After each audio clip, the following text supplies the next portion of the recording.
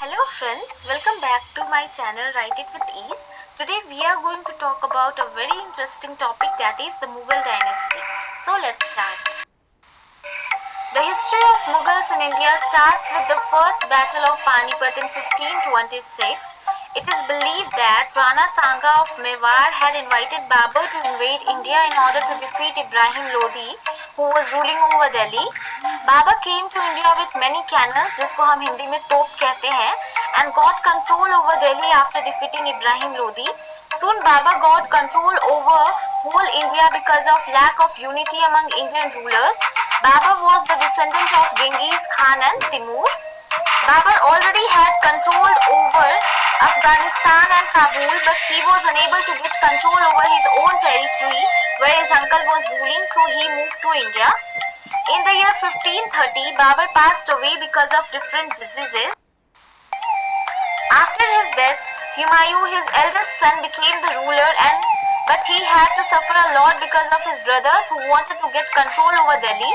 Later, Humayun married to Hamida Bano and had a son named Muhammad Jalaluddin Akbar. Humayun in the year 1555 died because of falling from the stairs of his library. After his death, Raja Hemu established his control over Delhi, but Humayun's very loyal minister Bairam Khan trained 12-year-old Akbar and fought the second battle of Panipat in 1556 against Raja Hemu.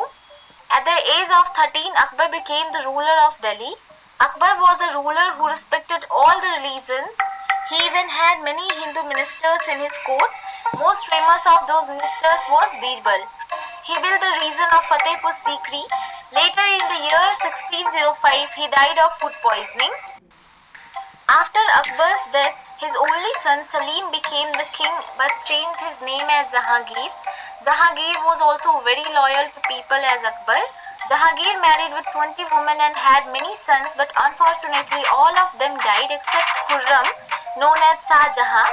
Jahangir in 1626 died of drinking excess alcohol. Now Shah Jahan became the new ruler. His rule time was the time of financial growth. He gave much importance to art and architecture. He even developed foreign trade.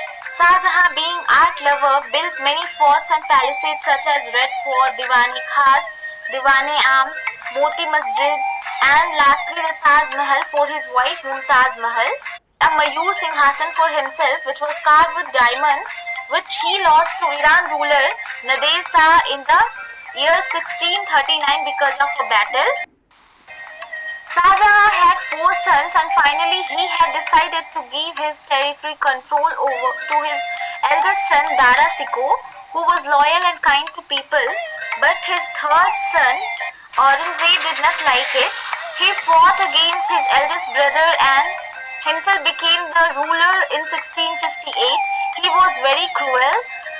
He killed his brother Dara and put his parents in jail. Now this was the time when Hindu people were harassed, temples were broken and masjids built, so Hindus fought against him and finally he, that is Aurangzeb, died in 1707. After the death of Aurangzeb, Mughal Empire became weak. Bahadur Shah Zafar was the last Mughal emperor who ruled but lost all his powers to British in the Battle of 1857.